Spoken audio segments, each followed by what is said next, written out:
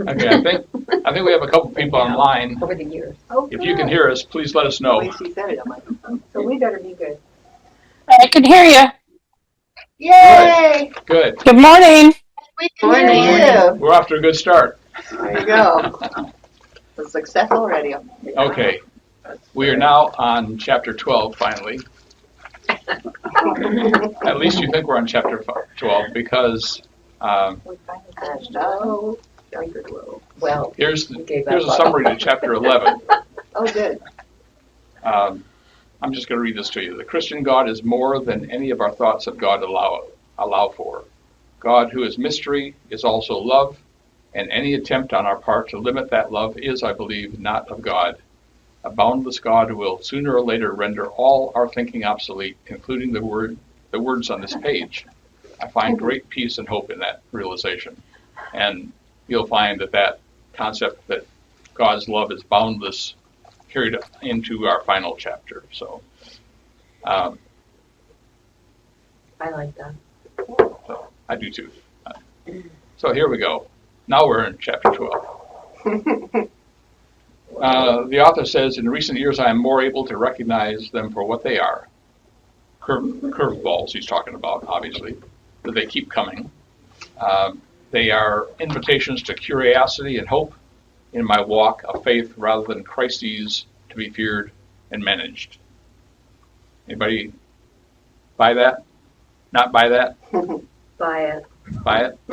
Yeah. We're all going to buy? Buy. Okay. Faith remains a journey with all the ups and downs that metaphor suggests, experiencing refreshing breezes and stunning vistas as well as falling face first into ditches, slogging through mud, or contending with downed oaks blocking the way. And so I had to go out and find an oak that was down blocking the way. That's a good one. Perfect. Of course, that's AI, but That's all right.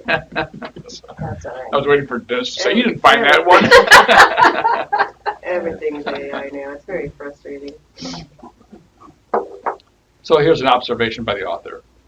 One of those curveballs has been coming to see more clearly my privilege as a white, cisgender, heteronormative male. Wow. What's cisgender? It means that I don't He know. identifies as male. Identifies. There you go. That's Okay. the word they. Okay. I was hoping that April would be here and she Yeah, she she was was the the one one that needs to tell But- us. I have learned it, but obviously I forget. There's a lot of words there defining that. it I describes know. a person whose gender identity corresponds to their sex assigned at There birth. it is. That's it. The sign. A sign. Okay. Mhm. So That's so crazy. I've become truly awakened to and I inserted white privilege only in recent years because the context around this statement is that he's a white male and he's become aware that there are certain privileges assigned with being a white male. So the question is, does your gender, race, and background influence your view of God? Yes. That's for you. You get to respond. And if it does, tell me how. Just to make things more difficult. I do think for women, as a kid, it was very confusing to me why women weren't in the priesthood. Nobody could give me a real answer. Yeah. It's because God wants it to be. It's like, it's very frustrating until 1984, and then I'm like, oh, it wasn't God. Do you think your gender affects your view of God? I think so. And tell us how. I remember at Graceland hearing somebody talking about how women were at risk for such and such, and I thought to myself, that's not fair. And then going just in my travels and my journey, I remember feeling all of a sudden I was in my 30s and feeling all of a sudden God really loved me. And it was like for the first time in my life I felt that love. And does anybody else have that experience? I mean, it was overwhelming. As a woman, as a single mother, raising my daughter on my own, without help, except for my family, but yet it was an amazing experience to me. And it changed. I felt second class. And I still defer to my husband, and I always will, even in his diminished stage. But that doesn't mean that I'm second class under him. And that's why I think God, and I remember my great grandma, Granzy. Does anybody remember Granzy? Okay. Her husband died the summer before I was born, and I just happened to be born on his birthday. And I remember her saying that I heard through Mom that she saw him in angelic form without any kind of, he was just void of all, he was just there. He was void of anything that was male or anything. And I thought, that's always impressed me too. So we're here with a gender, and maybe we won't be later. I don't know. I don't know. So. Anyone else? And I think we have a lot to learn. Yeah. Jonathan, I was going to back up to the one about awaken to my white privilege. The only thing that comes to my mind is Joan's oldest, Jeremy, when he was trying to get into med school. Mm-hmm. And the biggest disadvantage to him was he was white. And that kid, at that time, he could not get into a school in the state, and he had to go to another country to go to med school. I don't call that privilege. That's just me. Okay. That wasn't privilege. That was discrimination. That was discrimination. Reverse discrimination. The worst, yeah. Well, then let's move on to that. How does your race affect your view of God?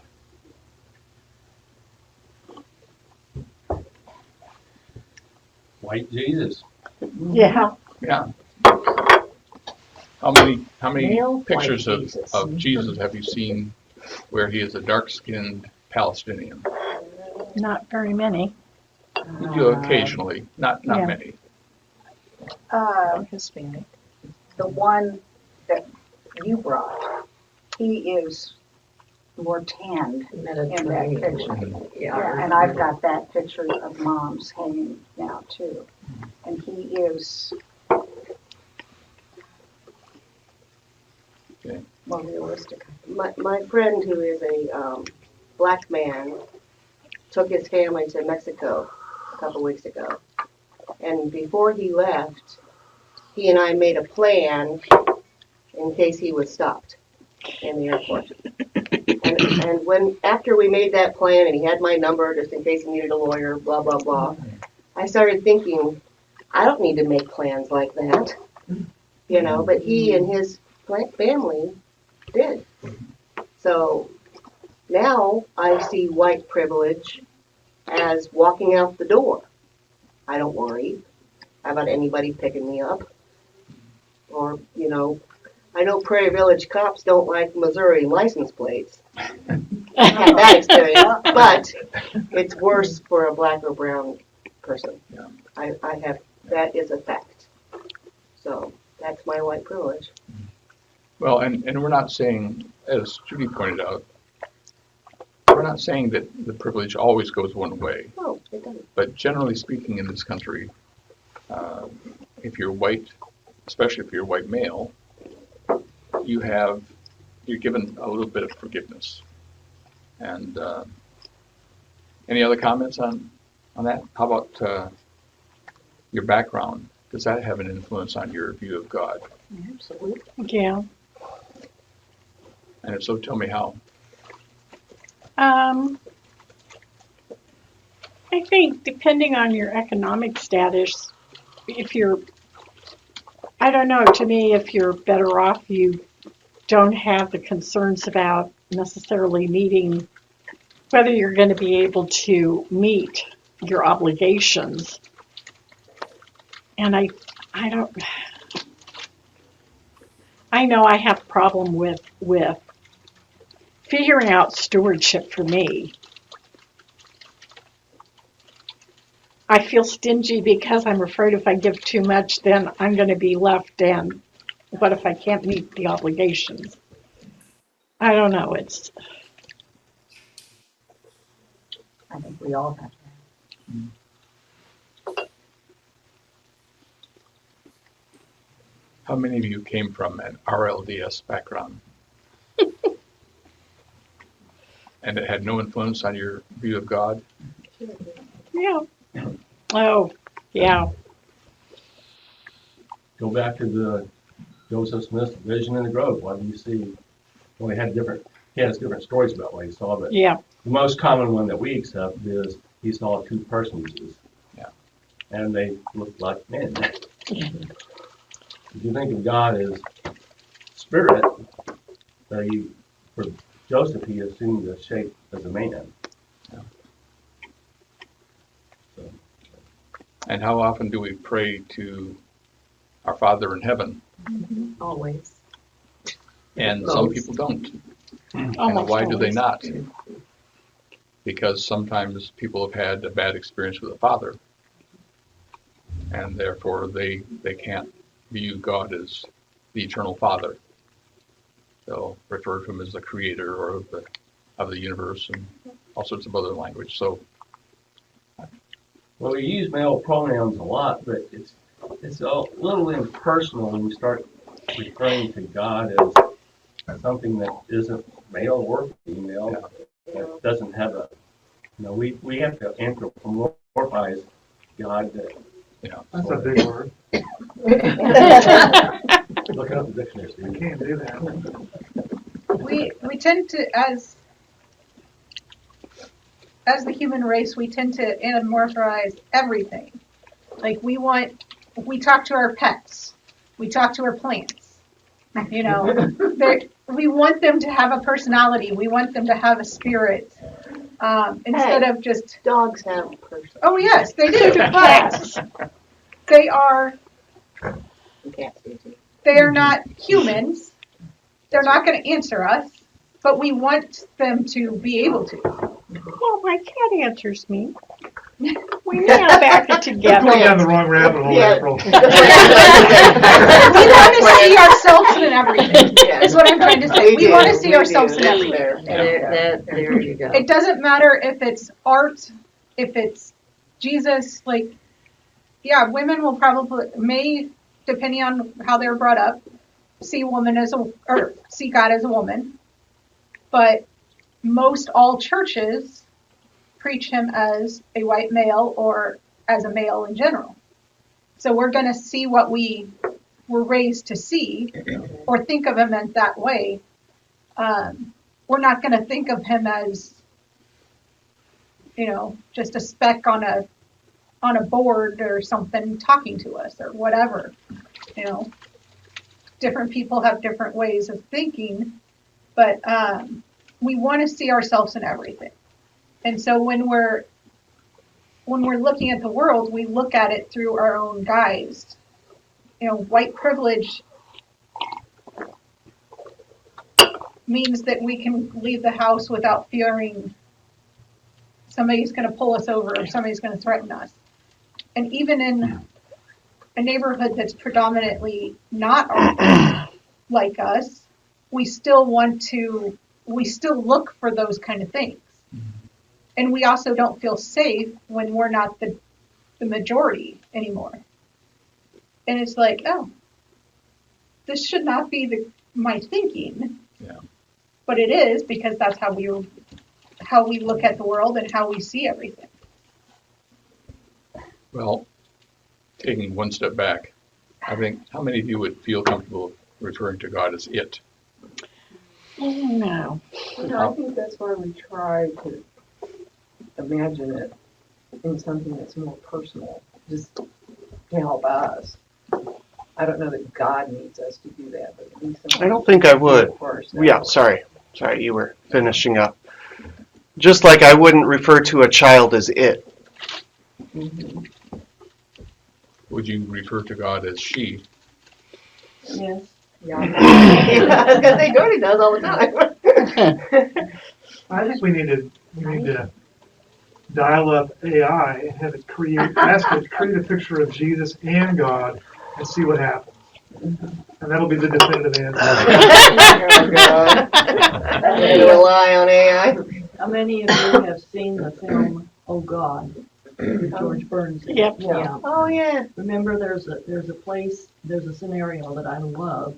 He's in the supermarket and he wants to find something, and a black woman is in the aisle with him, and he just kind of passes her over, and then the black woman transforms into something else and said, "Did you think that I would look this way?" Or something to that effect. I love that scene. That was in the 70s, too. Yeah. Well, in the movie Dogma, God is an old man playing skee ball at the local fair. Like, Well, are there languages that have other ways of referring to people without having a sex identified? Yes. Well, Islam would say Allah. Jews would say Lord or God. You're But talking pronouns? No, though? I think he's talking pronouns. Yeah, I'm not sure they use pronouns that much, do they? I'm not sure. I guess the only point is, I think we don't use it because it's too impersonal. We don't use she because that seems to be reminiscent of pagan religions from the past. We don't use them because somehow that's too woke. It goes on and on. We're a So patriarchal society. Yes, we are. That's it. I don't think we are. Oh, we are totally a patriarchal. Keep going, Ryan. Tell us. No, I think we used to be. Oh, I think we're a gynocentric society now. Hmm. But that's just my we perspective. may be heading there, but we are We are definitely yeah, we are not definitely there. not there. I feel we should wrap- dismissed every week. We are definitely Yeah. not there. Okay, for some of us who are I'm too old female to and know, I'm it's getting gynocentric. Gynocentric means woman-oriented. We are a feminized society. Wow. And I'm not Is that good or bad? And I'm not trying to offend anybody, but I am just trying to speak. I'm just trying to be honest with my views. Well, tell us how you see that. we're- How are we a gynocentric society? Well, for one thing, most HR, well, the fact that we have HR, but most human resources are staffed by women, and that plays a part in corporate culture. How about the head of corporations? Well, that's a good point. I haven't done a survey of all the CEOs. I think that That- would be a good place to that- go. That We may read be, about that, and it is So definitely all the women decided to be underpaid. Right. Yeah, Right. I mean, I think that's They why voluntarily HR gave is it to staffed men. by women. It doesn't pay as well. yeah. It's like women are allowed to have certain positions. That's, I don't know. Well, I think, and they're trying to take some of that away. And if you think about let's it, listen to him. How else? I mean, Yeah. I am curious. I really am. I mean, I want to hear your viewpoint. well, I think the fact it's not necessarily. I'm not saying that women are equally represented in all places of power. That's not true. I acknowledge that. However, I think a certain feminist spirit has, which is not necessarily bad, but needs to be identified the spirit of mutuality and cooperation above all other virtues. So it's sort of a prioritization of instead of figuring out what's right and wrong, let's just make sure we all feel nurtured and validated, which has a therapeutic quality, but at the same time, I think it's kind of emasculated both men and women in our society. So what I'm advocating for, and I didn't mean to get on my soapbox, but what I would advocate for is just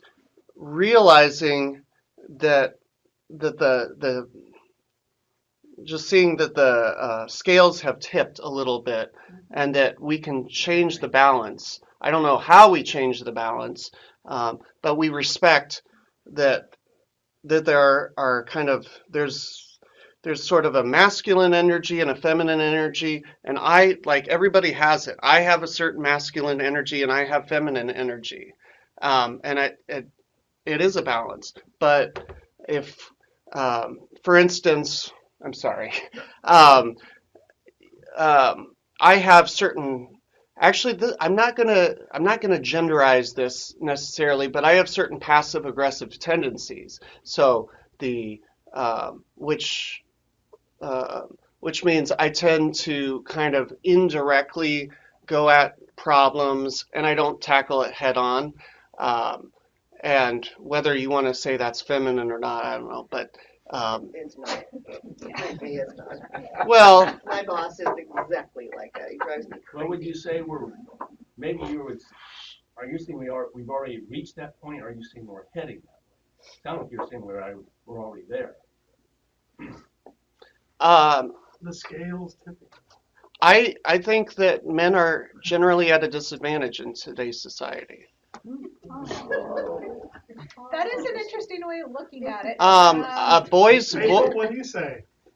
It is definitely from experience of all the women in this room, and to your point of HRs are being run by women. Yeah, because women are finally standing up and saying, okay, this is bad. We need to fix it. We can't have a boys club anymore. But we still are being limited by the men in the top saying, yeah, but it's still going to be our way or the highway. So there's still way too many men running the country and running the world to say that it's all women driven. We might be headed that way. And women might be influencing the men a little bit, but women are still being discriminated against. We're still getting underpaid.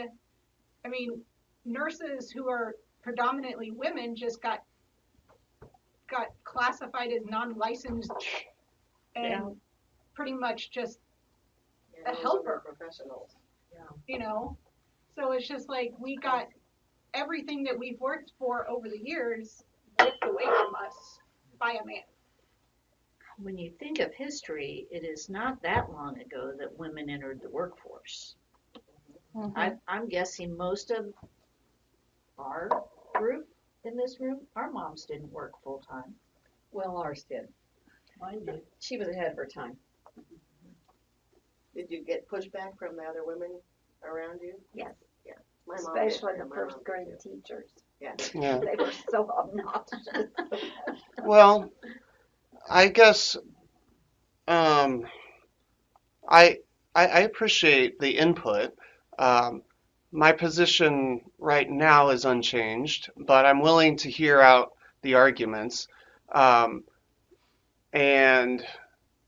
yeah, like I said, I'm not saying that women dominate every power, up in the upper echelons of society. It may be male dominated still. I don't know that as a fact, but I think that What major countries are run by a woman? Germany. I think Germany. India and Mexico. Japan have India. Yeah, India. there's Yeah. only a few. Yeah. Out of Mexico, all I of the think. nations in the world, there's only a few that are being run by women. Japan has. Well, before we go too far down this rabbit hole, Yeah, we're going down which right are now. Okay. we're pretty deep already. I have two comments. First of all, who's the head of our church? Okay, so there. And the second thing First time is, in history. And how hard fought was that? yeah. And the second thought is, maybe it's not so bad that society gets more infused with compassion Yeah. and with caring and with love, which are traditionally not viewed as strong male characteristics. Okay, so I tend to think that we are a mishmash. I mean, society is. It makes pretty me much mishmash. sad that you guys don't think that compassion and compromise is a male attribute. You know, I'm saying that traditionally it's not. I know, But I think more and more men are realizing that compassion and compromise are valuable assets, and it can be masculine. and it can be masculine. Just so It you needs know, to be. Well, if you look at Jesus, Yeah, that's what I thought. Yeah. just as a aside, only 9% of the CEOs in the world are women, and only 8% of those are women of color. 8% of 8% Of the of nine, the of the 9%. 9%. yeah. Well, There's and been I a would- lot of pushback. I mean, I think men are feeling threatened. Yes. So they're pushing back, saying, well, we used to have this all to ourselves. Now we're going to share it. Come on. All right, You fine. know, Well, we all use, we all tend to use he and her, I mean, he and him when we talk, because I know when I was in school, that was the only choice you had. Because of grammar rules, it was always masculine. But you know, times are changing. So now we have he, she, it, them, you know, all of those to choose from. But in the English language, when I was taught, that was your choice, was he or him. Because we don't say one, you know, very well. Other languages have a neutral. Yeah, that's what I'm doing. That's what, yeah. That's Well- what you're asking. Well, let's move on to a less controversial topic. I don't Oh, want yeah, let's Brian talk to feel about- like he's been targeted. Let's talk No. about white He's a privilege. big boy, he can handle it. Yeah, Put yourself out there. There's a story in this chapter that talks about white privilege. Anybody remember what the story is? Dennis? Enns and this black man, they were at, I forget what they were at. They were at a conference, and they decided at the end of the conference they were going to have a party there. They were sent to the liquor store to get liquor, and when they went, and his black friend was dressed in a hoodie, and he had dreadlocks. Oh, yeah. And when they Two walked in, stripes. Enns says when they walked, and he got distracted by something. He didn't walk in with the black guy, his friend. But when he saw him walk in there, he said, I saw the two clerks stiffen. And the tension he felt the tension himself. So what he did was he said, I'm not too, well, he made reference to a baseball player back when Jackie Robinson was first integrating baseball, and how this, I think what the guy's baseball Pee-wee. Reese. Well, out there in the field, did Reese play shortstop? Yes. Pee-wee Reese. He walked over to Robinson, put his arm around him because Robinson was getting heckled, and according to Enns, that was his gesture to say, "Back off, leave my buddy alone. He's okay." So Enns walked in with where his black friend was walking down the aisles, and he put his arm around him, and they went shopping to find their booze wherever it was with his arm around him, and the clerks relaxed in their tension because they were not concerned about Is that really white privilege, though? I don't think that's white privilege. Well, they didn't tense up when the white man walked in. No, I'm just saying what is the word? On the guy on the left, by himself is being he's creating that environment The black because man is? Why? yes, He's Because he's being wearing a hoodie. because he's profiled. wearing a hoodie and he's He's got being dreadlocks. So, That's so it. it's just like women shouldn't wear short skirts? Is that what we're He's saying? being No, not profiled. necessarily. Run! Wow. He's being profiled right now. I want to get in. So unless you dress like a white man, Black men can't No. wear hoodies? then you're going to He be could have shorter profiled. hair and No. not a hoodie, and he'd probably He have could have That is- longer it is hair and cultural. still be. Those dreadlocks are cultural, and actually, the Supreme I Court know a has ton of said, guys in the business world that I work with that are black guys, and none of them have dreadlocks. I had a case where the man had dreadlocks, and the white supervisor did discriminate against him because Well, he didn't make any other man who had long hair cut their hair, except for the man with dreadlocks.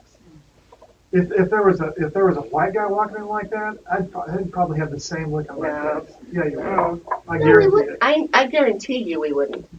I don't know. I might look at him weird, like, okay, that's a choice, but Yeah. I wouldn't be sitting there profiling him thinking he's going to rob us. Fear like the black Yeah. man does. I, It's not I the have black both man's fault.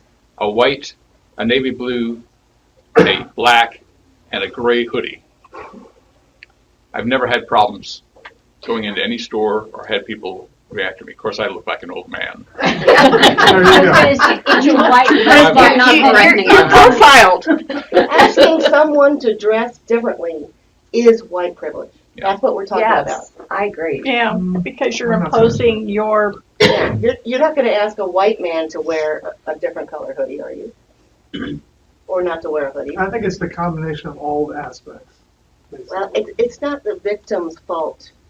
That's what I'm talking about. Women have dealt with that for years, Yeah. and now we're doing the same thing to black and brown people.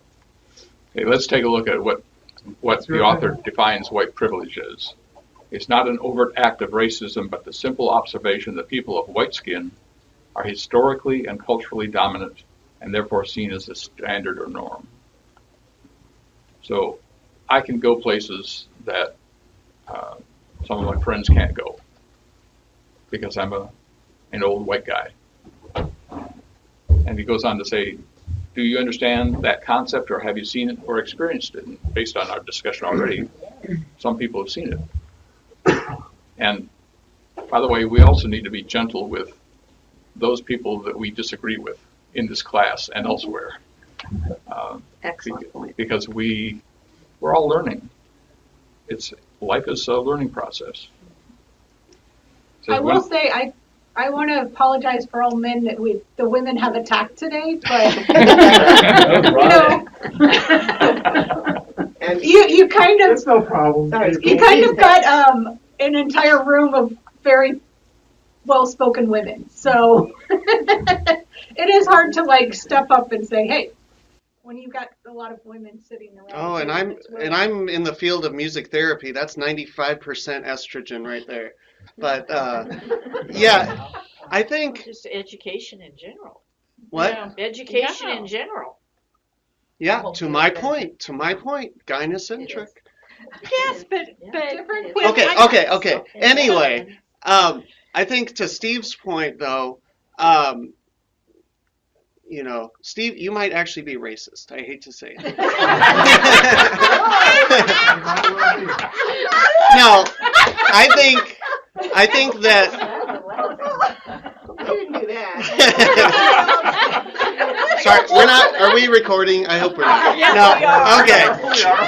For the record, I do not believe you're racist, but I believe that human beings, we were talking about anthropology a minute ago. I think we are really good at pattern recognition, and pattern recognition has kept us alive for these eons of time. However, there is a built-in liability with that. There's a hazard, and that hazard is that sometimes we have to make split decisions based on incomplete information. Okay, so that person looks like a thug. Maybe they're white, maybe they're black. Let's say they're black. They look like they could mean trouble. Do they? Well, if we talk to them for 5 minutes, maybe we would say, oh, there's no threat at all. In fact, they're really nice, and they go, here's their life circumstance. But we don't always know that. And so I think we need to recognize what we're recognizing patterns, and we're trying to come to judgments, and sometimes we come to the judgments too soon. However, if we're not allowed to ever make split judgments, then I think that is also foolish. And how to balance that, I'm not sure. Does that? The balance is to educate yourself.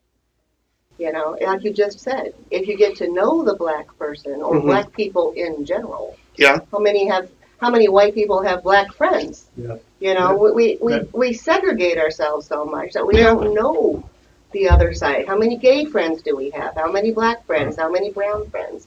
It's important to educate yourself before you make the split-second decision. Then maybe it's different if you're educated. I'm not talking about formal education. I don't know. I think a split second is a split second. Yeah. But if you have a lot of black friends, you've probably talked about this, or you've at least recognized it. I don't. Yeah, I do have black friends. I do have gay friends, and when I'm with my gay friends, who are somewhat what's the word? Over the top. I have to. I will remind them that I'm here to talk to you as a human, not as a gay person and me being a straight person. Okay. Because I don't want to go down those conversations because we don't need to. Okay. We're friends, and we do things together. If we go out to dinner, we take vacations with them. I don't need all that extra baggage, so to speak, or they don't need all my baggage. Okay. I'm just being a friend. I have the same thing with some black guys that are. I don't even look at them as they're black, literally, because I like these guys, you know, and I work with them, and we've done things together as friends as well. So, but there's a point where there's going to be a split-second decision made, you know, for that period of time where I'm, you know, it's the old safety first thing. Well, ask them about the dreadlocks. Well, I haven't really asked them. I mean, we don't talk about it because we don't need to. Well, we need to. But maybe you do need to.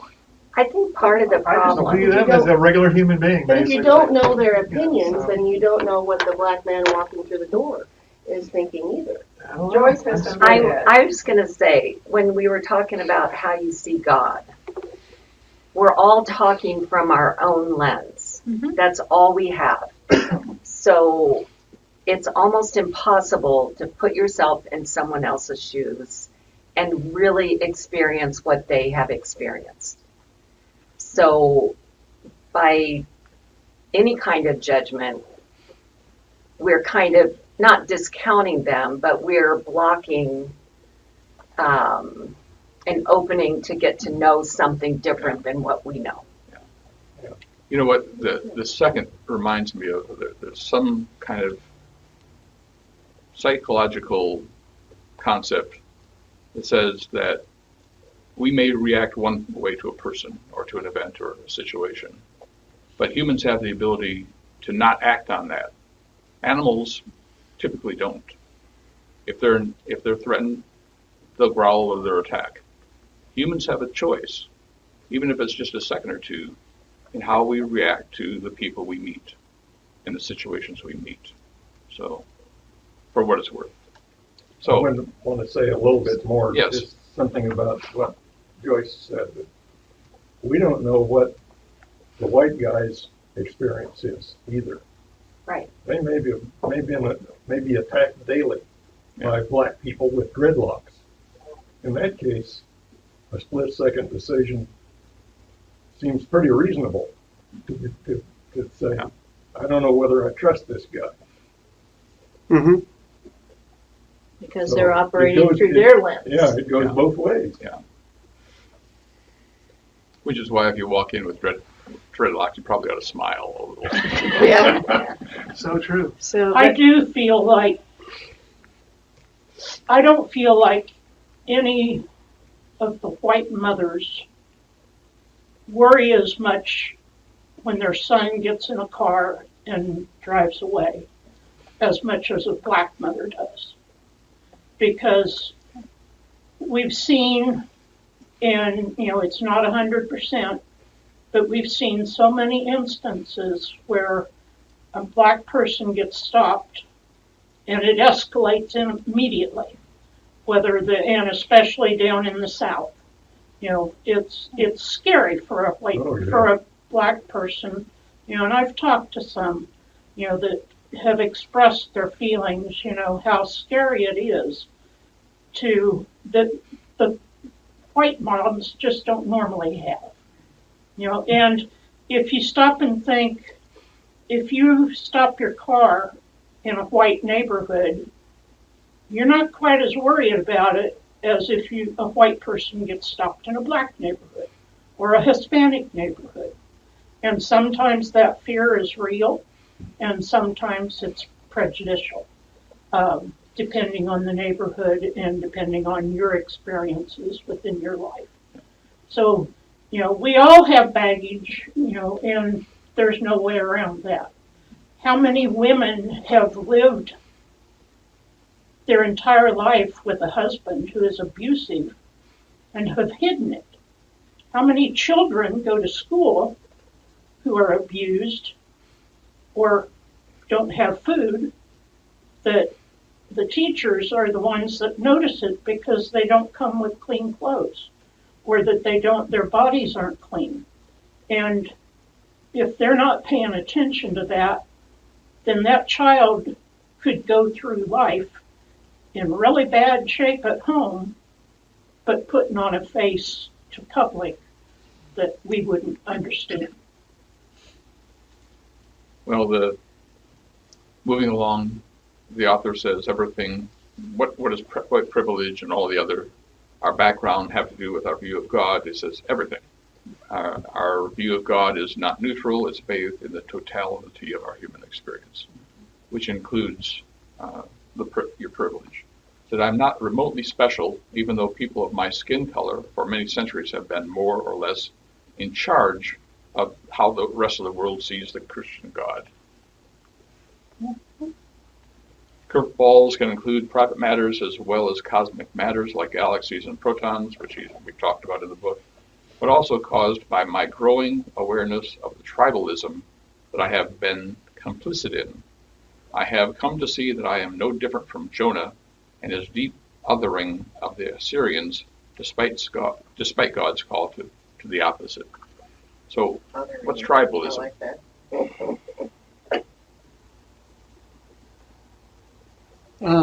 In-group preference. These are my people. These are the other people. We're going to protect our own. We're going to stay away from these other people. Okay. My grandson, who's a Marine, has a little family book club that he started up. And one of the first books he recommended was called Tribe. And it talks about how Marines basically become their own tribe. And often they get lost when they leave that tribe, when they leave the service. And it happens not just with Marines, but with others. And othering, what does othering mean? Ryan actually touched on it. Well, the other people. The other people that aren't as Good. good Like as you are, They're or not in your aren't tribe. as Yep. just So- worthy. Yes. They're the from Nineveh? Thank you. Go ahead, sorry. Jonathan and I have a unique experience having worked with Operation Breakthrough and then serving at Center of Hope, and I think that has opened our eyes, because when we go into those situations, all this fear, it's fear, okay? All this fear dissipates because you're there to serve.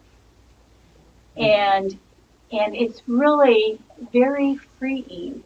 And one reason that I'm so vigilant for Operation Breakthrough is I want to show these children that white people can love them. Yeah.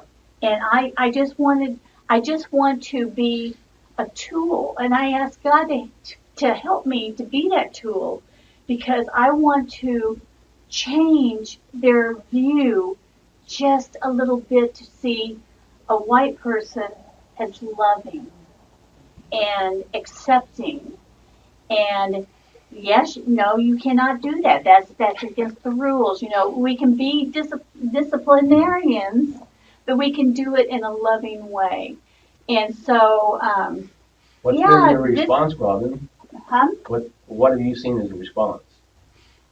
They come up running to me with their arms up to want to give me a hug. And we're, you know, so the fear that we have is based upon our past, but as disciples of God, of Christ, we can make a difference. It's not going to go away, but we can make a difference to maybe change their immediate response when they get into different certain situations. When I first walk into the classroom with the kids, and right now I'm volunteering with the 1-year-olds. I've started going back, and well, under a year. Wow. And so when I first go in there, I'll sit down on the floor, and they'll stare at me. They'll just look and look, and I don't know if it's the white face or the mustache. The typical pattern is after I've gone a few times, they want to touch the mustache. But they're delightful. They're really amazing kids. I think a lot of what he's calling white privilege, well, it has to do with the fact that traditionally the men have been in charge, and so that's not white privilege, that's menship privilege. But white people have been in charge. Yeah. Well, the flip that's side not of it always is true. That's not true in the Middle East and the Far East. Yeah. But in general, I don't think that people are. Well, I'm thinking of the store thing still. I think that it's not fear. It's just simply trust. If you're not familiar with something, you don't trust it immediately, no matter what. That's so much of it. Yeah. Well, and I think the other thing too, the people who are the volunteer coordinators basically say there aren't many men that volunteer. Right. Yeah. And there aren't many white men that volunteer. And probably a smaller group that has a white mustache. So I think the kids I don't think they hold back from us from fear. I think they're just wondering, who the heck is this guy? Yeah. So, or gal. So, anyhow. I might mention I don't have a white mustache. Thank God. And they accept me readily. Okay. Mm-hmm. Okay, so basically, the author says, my view of God is not the standard to which others must conform. Another AI picture. Of course. Yeah. I don't know if many people have a globe for an eyeball. No, Or perfect I eyelashes. need to see an eye doctor. They definitely have a world view, though.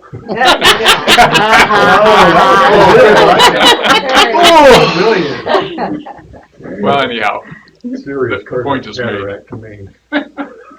So, what was your statement on that last slide? Basically, he's saying that our view, our background, Mm-hmm. our privilege, our race, our gender, how we're brought up, all that influences our view of God. And it shouldn't restrict how other people view God. And it can be extended to say how other people worship God. Agree? Disagree? Agree.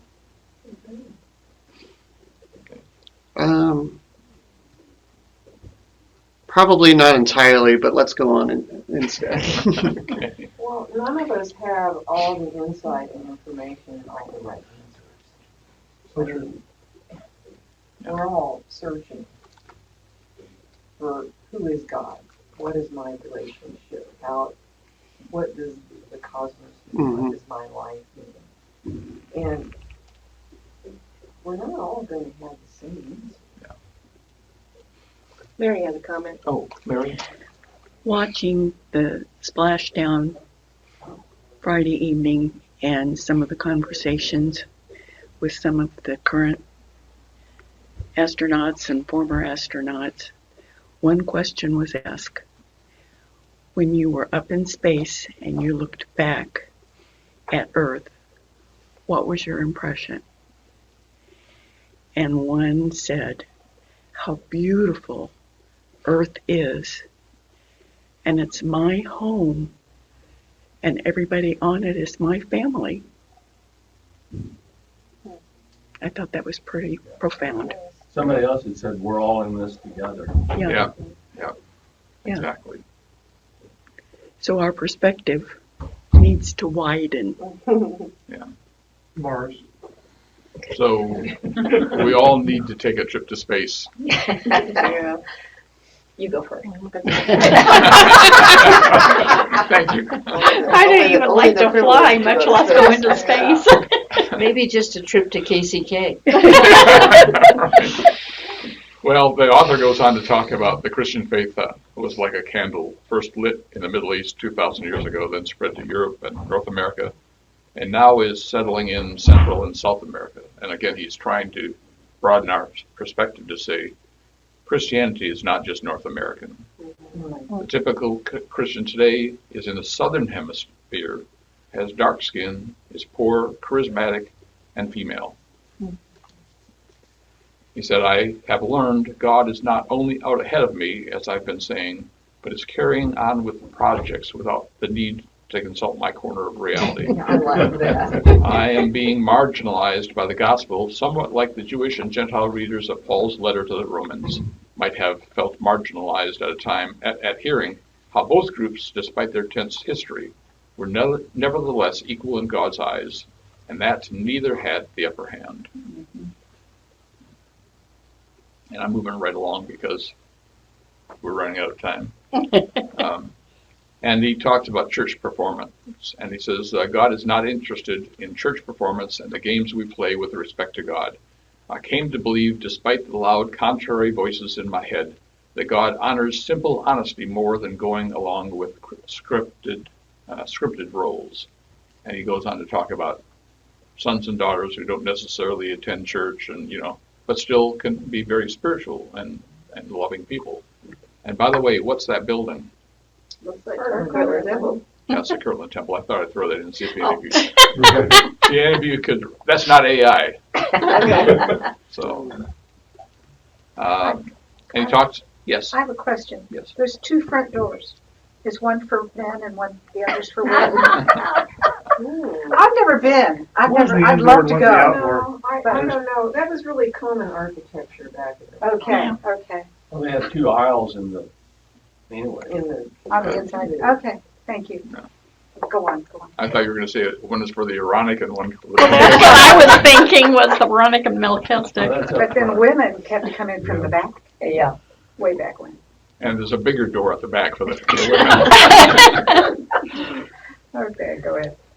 He talks about original sin. It has become self-evident to me that humans do not enter this world as disobedient rebels, worthy only of God's scorn and anger. Rather, we enter life with complex chemistries and intergenerational wounds. I never really understood when he talks about you enter life. He talks about wounds when you're an infant. I kind of have a hard time understanding what he's talking about. I wish I could remember an exact example, but there have been studies that talk about how traumatic events that happen to the parents are then reflected in the life of the child. Yeah, basically children, babies are they're basically just open books. Yeah. They're big sponges. Big sponges, yes. Well, some of that intergenerational can be seen for children is in those who are drug addicted or alcohol addicted, that it carries through the child's blood, and So they're dealing with that when they're first born. Well, I can understand those, yes. But This was more emotional, I thought he was referring to than. But they are finding that trauma, intergenerational trauma, somehow does follow each generation. But it literally changes your DNA. Yeah. Right. So Holocaust survivors. Yeah. Well, his next you've quote got kind that of. song, you have to be carefully taught Yeah. who to hate, Yeah. who to love. Well, in England, there's an entire group of people that are immune to HIV and AIDS because in their past, their family survived the Black Plague. So getting the Black Plague has changed their DNA enough that it passed along. And so now their ancestors and their descendants are immune to HIV and AIDS. Wow. Never heard of that. How crazy is that? Yeah. Right? Well, the other thing is he mentions little humans are at birth immediately subjected to being raised by marginally competent 20 to 30-year-old humans who have yet to address their own complex chemistries, intergenerational wounds, and partially developed coping strategies. that's so true. Amen. So You could take 20 to 30-year-olds out of there and just say humans. yeah. Well, parents and grandparents, affect a child from the very beginning. You think how much, we have children in our 20s and 30s, and how different we are by the time we're 50 or 60. It's like you were raising your kids when you were still a kid. Still a kid. Yeah. I definitely was marginally competent because my son had reminded me of that when our grandkids were born, that we were doing everything wrong. I wasn't even marginally competent. Every doggone thing was, Dad, that's not the way we do it anymore. Yeah. Who reads Dr. Spock anymore? Nobody. No, nobody. You talk about Spock, they think about Star Trek or what. Right. Original sin. I do not believe we are born wicked, the sad result of the corruption of our supposed first parents. We are born wounded. Yeah. That's what Enns is saying? Yes. We need saving, but not from God's anger or from hell. We need healing from ourselves and our deep-seated dysfunction and the harm it causes. It all sounds so honest to me from him, it just sounds like a really honest evaluation of his own experience and kind of something I can really relate to. Yeah. And I can too. So when I think of, where it said in the Bible that the sins of the father is going to be visited upon the following generation, I think maybe they didn't get it quite right. It's not necessarily the sins, it's the woundedness that the trauma. I don't know how many of you other parents have thought back about an episode with your child that you wish you could go back and change. I know I have. I have. And yet they still ended up pretty darn good.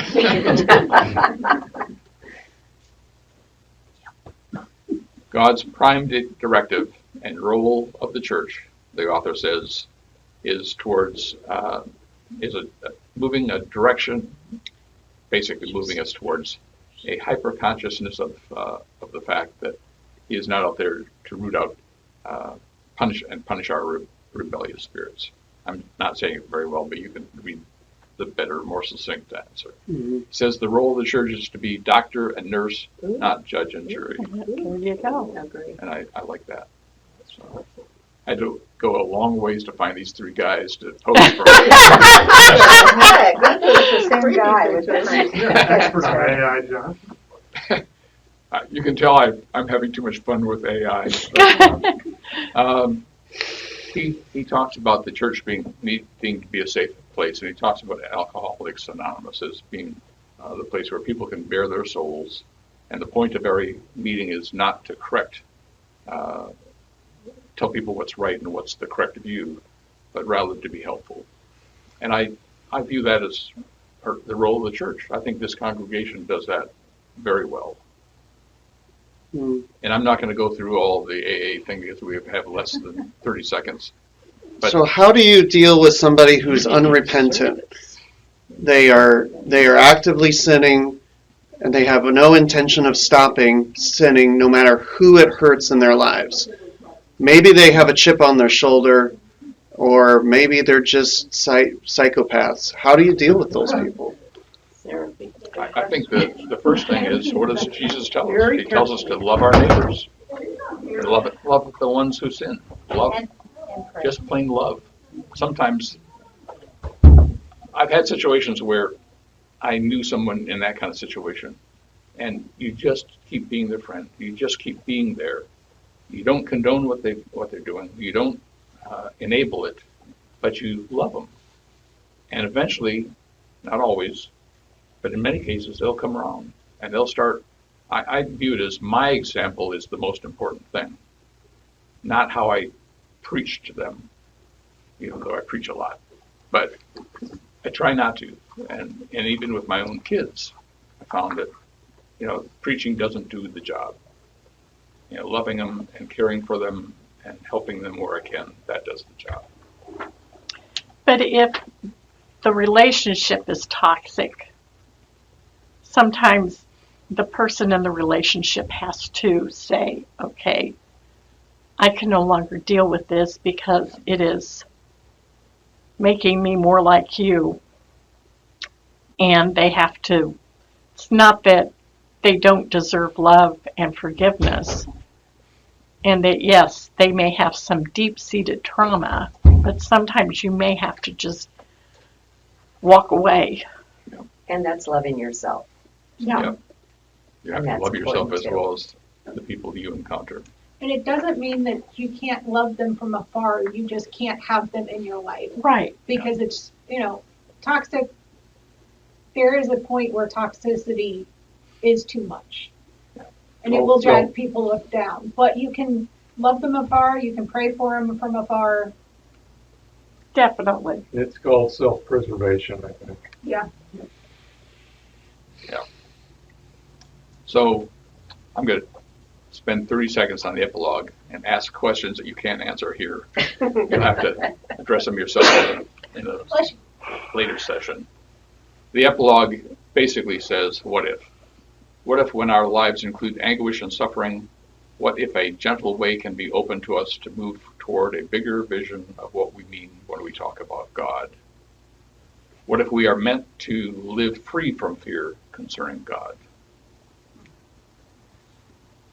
What if part of the gift of life and our advanced consciousness is to become more and more aware of the source of all being, the divine presence all around us, the Creator who is present in every atom and subatomic particle in all of creation? What if our faith takes turns we never saw coming? When what made sense before makes little sense now, we are in that sacred space of having to decide whether or not we will adjust to the curveball, and what we decide will make all the difference. And it reminded me of the Robert Frost poem. And so next Sunday, we finished the book. So, Living the Sermon on the Mount is next Sunday. Jane's teaching next Sunday. She now has the book, so she can be ultra prepared. I think we can get through part one. It's very short chapters. Okay. So I'm going to try to get through part one. Okay. Not chapter one, part one, which has 2 chapters. Okay. Good to know. Good. There you go. I'll try. Well, thank you all. We need to get in there. I'm anxious to see what the minister's going to speak about this next hour. So. Yeah, me too. It might even time us up somewhat. Yes. We talked about here. Yeah.